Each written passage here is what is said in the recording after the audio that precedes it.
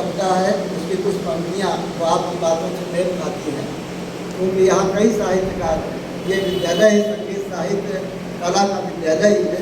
यहाँ पर आपने साहित्य की धारा बहाई, ये बड़ी बात है। सैनिक होकर के ये बहुत बड़ी बात है, हम सबका उसका वर्णन किया। एक कवि हुए हैं अंग्रेजी में रॉबर्ट ब्राउनिंग, आशावादी कवि रहे हैं वो, ऑप्टिमिस्टिक पोएट। हमेशा वो मुसीबतों से, परेशानियों से लड़ने के लिए तैयार रहते थे। तो उन्होंने मौत को भी ललकारा, मृत्यु को, जबकि मृत्यु से लोग हार जाते हैं, मृत्यु अपने आगोश में ले लेती है, लेकिन उस मृत्यु को, उस मौत को ललकारते हुए उन्होंने कहा, एक कविता लिखी, क्रॉसबिटे उसका नाम है, I was ever a fighter, so one fight more, the best and the last, the best and the last। हमारे जो सैनिक बंधु हैं, ये भारत माता के लाल हैं, सपूत हैं। इसी सिद्धांत पर, the best and the last पर वो काम करते हैं।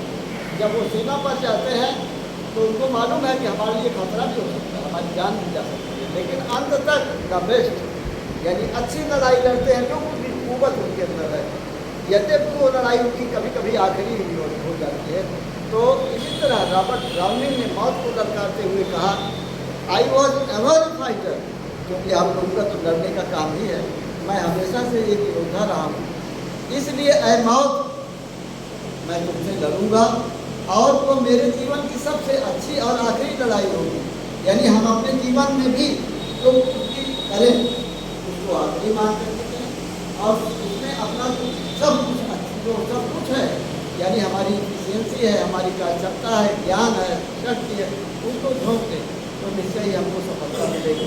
और मैं बता दूं कि हमारा देश आप लोगों के बल पर एक भी लड़ाई नहीं हारा, एक भी लड़ाई नहीं हारा, दुश्मन को घुटनों पर टिकाया है। और बड़ी बड़ी सेनाएं पाकिस्तान की यहाँ लाखों सैनिक हमारे देश में बंधक बना के रखे गए हैं।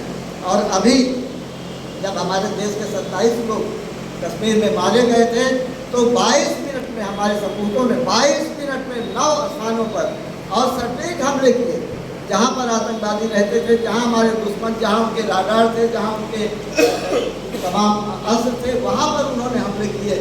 यानी 22 मिनट में घुटनों पर पाकिस्तान आ गया और कहा कि अब युद्ध विराम से आगे ये काम कौन किया।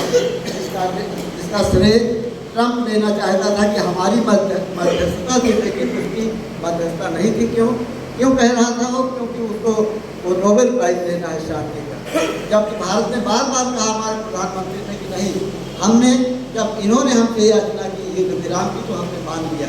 तो हमारे सैनिक तो ऐसे होते हैं, समय समय पर अपनी वीरता कुशलता दिखाते रहते हैं। तो बहुत